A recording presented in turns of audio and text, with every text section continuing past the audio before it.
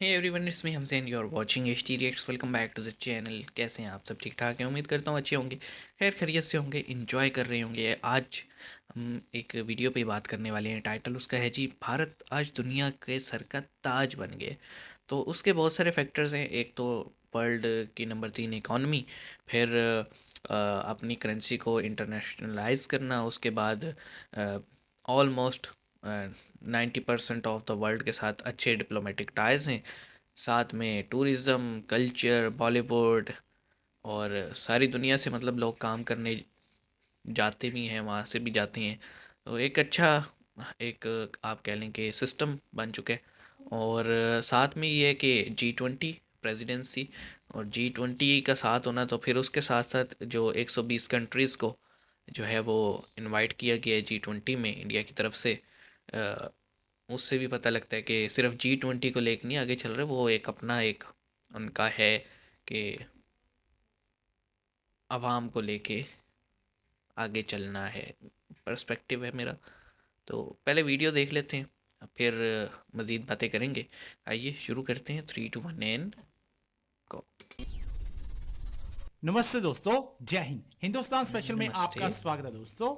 जैसा कि दोस्तों आपने क्लिप में देखा, पाकिस्तानी मीडिया ये चर्चा कर रहा है कि भारत 75 सालों में कहां से कहां पहुंच गया और हम आज भी वहीं बैठे हुए हैं, रिसेंटली बल्कि हमारे हमारा मीडिया में हाल ये बात उससे बहुत हो भी रही है। बदतर हो गया है। पाकिस्तान की डगमगाती अर्थव्यवस्था अब डूबने के बेहद करीब पहुंच गई है। हाल ही में फाइनेंशियल टाइम्स की रिपोर्ट में इस बात IMF की भी चेतावनी दी गई सही है कि रगड़ा लगा रहे। पाकिस्तान की अर्थव्यवस्था पतन के बिल्कुल करीब है। पाकिस्तान के हम्म। विदेशी मुद्रा भंडार में भारी कमी आई है, जिस कारण सामान बिल्कुल से भरे हजारों कंटेनर बंदरगाहों पर अटके हैं। ऐसे ही पाकिस्तान पड़ेंगे। अगर आईएमएफ से मदद के लिए उसके बेल आउट प्रोग्राम को स्वीकार करता है तो पाकिस्तान के एक मंत्री एहसान इकबाल के अनुसार सड़कों पर दंगे होंगे। ब्रिटेन के अखबार बिल्कुल। फाइनेंशियल टाइम में एक रिपोर्ट प्रकाशित की गई है, जिसमें विश्लेषकों ने चेतावनी दी है कि पाकिस्तान जल्द ही श्रीलंका बन सकता है। पाकिस्तान में दंगे हो सकते हैं। देखें, बड़ा हो तो सकते हैं। अनफॉर्चुनेट है राना भाई। मुस्तफ़ा नवाज खोकर साहब, हम पहले ज़रा अपने साथ पड़ोस में देख लेते हैं। भारत हमारे साथ एक बड़ी साथ लॉजिकल हमारे बात हालात करते हुए। हैं ये। आज वो वन ऑफ द बेस्ट आलमी दुनिया पॉलिटिशियंस। में अक़वाम आलम में किस मुकाम पर खड़ा है और हम किस मुकाम पर खड़े हैं। आज़ादी के बाद जब हमारे यहाँ पहले इलेक्शंस हुए 1970 में, तो भारत में 3 इलेक्शंस हो चुके थे। 3 हो चुके थे। पार्लियामेंट्स उनकी 5-5 साल की मुद्दत पूरी कर चुकी थी और चौथा इलेक्शन होने जा रहा था। ठीक, हम अपने बुनियादी मसाइल ही नहीं तय कर पाए। अब हमारे सामने अलमिया ये है कि आज 75 साल गुजरने के बाद पाकिस्तान किस मुकाम पर खड़ा है। क्या आप मुतमिन है जिस तरीके से ये मुल्क 75 साल से चलता रहा है क्यूमुलेटिवली? आप देख लें, हाली तो साड़ी उम्र ही कोई नहीं। कौमों के लिए ये बड़ी उम्र होती है। 25 साल बाद इंशाल्लाह हम 100 साल के हो रहे होंगे। तो क्या उस वक्त भी बैठ के हम यही गुफ्तगू कर रहे होंगे जो हम आज कर रहे हैं? ये वो गुफ्तगू हैं जो कौमें अपनी इब्तदा में तय कर लेती हैं। आज अगर सर्वेज आते हैं और कहते हैं कि 70% जो नौजवान है इस मुल्क का, वो ये मुल्क छोड़ के जाना चाहता है, तो उससे फिर एग्जैक्टली। आप समझ सकते हैं कि इस मुल्क से उस नौजवान को कितनी उम्मीद है। हर साल 25 लाख नौजवान हमारी जॉब मार्केट में ऐड होता है। हमारे पास क्या इस मुल्क में उनको देने के लिए रोजगार है? कुछ भी नहीं तालीम, है, क्या सड़कों पे न्यारी रुल रहे हैं। तालीम हम देने के इस काबिल रहे हैं? डिग्रियां बेच रहे हो तुम। आउटडेटेड चल रहा है। एजुकेशन।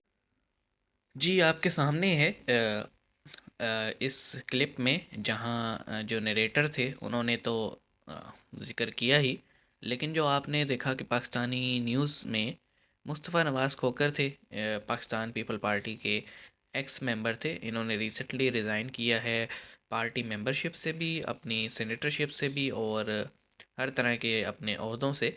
उसकी एक बेसिक वजह है, अभी ये 8 महीने पहले जब पीडीएम और पीपी आए थे, ये पूरा कोलेशन बन के आया था, तो मुस्तफ़ा नवाज़ खोकर साहब हमेशा ये कहते थे कि लेट्स गो फॉर इलेक्शन। हमारे पास फ्रेश मैंडेट नहीं है, हमारी पार्लियामेंट आधे से ज़्यादा खाली पड़ी है।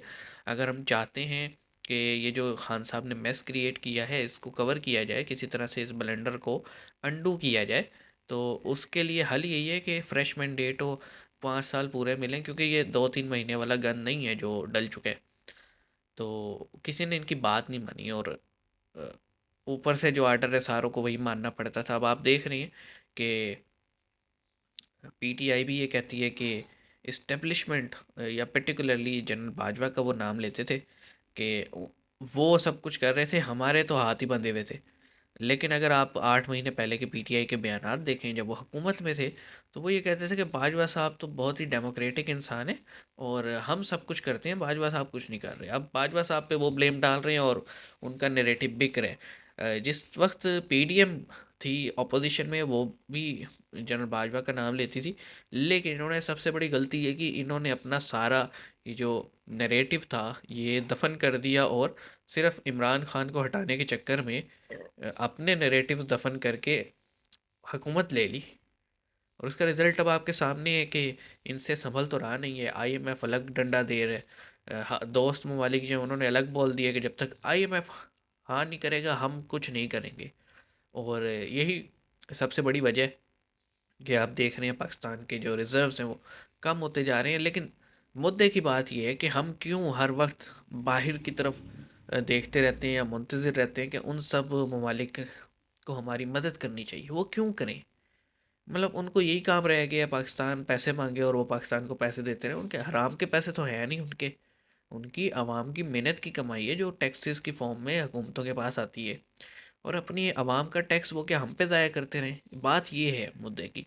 और शायद इसी वजह से वो लोग भी पीछे हट गए हैं कि कब तक हम इनको जो है ना खिलाते रहें। So they have to do on their own now. और इस वजह से अब आप देख रहे हैं कि मुल्क में जिस तरह की सूरत हाल है। अब बात तो यही है ना कि ब्रिटिश के जाने के बाद जिस तरह से मतलब हम एक बिल्कुल आप कह लें कि स्क्रैच से सब कुछ शुरू हुआ था। दोनों मुल्क फिर से अपनी अपनी नई इंतज़ामिया के साथ शुरू हुए थे, पहिया चलना शुरू हुआ। तो अ, कहाँ एक ऐसा कंट्री जिसकी आबादी और साइज़ हमसे कहीं ज़्यादा था, उसने उन्हीं रिसोर्सेज को यूज़ करते हुए फिर से अपने आप को ना सिर्फ खड़ा किया, बल्कि वो लोग जो कभी हम पे हुकूमत करते थे उनकी सफ़ में खड़े होकर और उनको अपने कदमों पे लाने पे मजबूर किया हुआ है। यानी आजकल आप देख लें कि ब्रिटिश का प्राइम मिनिस्टर भी एक इंडियन ओरिजिन पर्सन है। हम कहाँ पे हैं? हम तो बिल्कुल सेम रिसोर्सेज के साथ चले थे और पता नहीं कहाँ पे निकल गए। मैं इसलिए अक्सर कहता हूँ कि ये डिमांड या फिर ये जो दावे किए जाते हैं ना कि पाकिस्तान जो है वो मज़हब के नाम पे बना था या फिर मुसलमानों के लिए बना था, ये सब ड्रामेबाजी है। ये मैं ये समझता हूँ कि it was a power game. और अगर ये मुल्क मज़हब के नाम पे बना था तो फिर कायद आज़म ने क्यों कहा कि मंदिर और मस्जिद सबको आज़ादी होगी? तो वो तो ऑलरेडी थी, इकट्ठे रह रहे थे, तो क्या हुआ? तो कुछ ऐसे सवालात हैं जो कि आपको पता है इस सोसाइटी में रहते हुए पूछना भी थोड़ा ख़तरनाक हो सकता है। मुस्तफ़ा नवाज़ खोकर साहब साथ में मिफ्ता इस्माइल हैं जो कि बड़े कड़े सवालात कर रहे हैं। अगर आप इनके सेमिनार्स को देखें तो ये कोशिश कर रहे हैं लोगों को समझाया जाए कि भाई हम जो ये जो हमारी हालत है ना इसका ज़िम्मेदार कौन है और हम कहाँ रह गए। अब प्रॉब्लम बताओ क्या, फिर ये भी कहीं कहीं गलत इसलिए नज़र आते हैं कि जब ये लोग पावर में होते हैं ना तो ये भी कुछ नहीं करते, लेकिन जब ये पावर से अपने आप को हटा लेते हैं फिर इनका भी ईमान जाग जाता है। तो मैं ये समझता हूँ हमें कोलेक्टिव एफर्ट करनी पड़ेगी। अ, हमें कोई ऐसे मिलिटेंट उसमें नहीं जाना, लेकिन we have to change the mindset of entire country. हमें ये करना पड़ेगा, अदरवाइज़ रेत की तरह ना वक्त हमारे हाथों से निकलता जाएगा।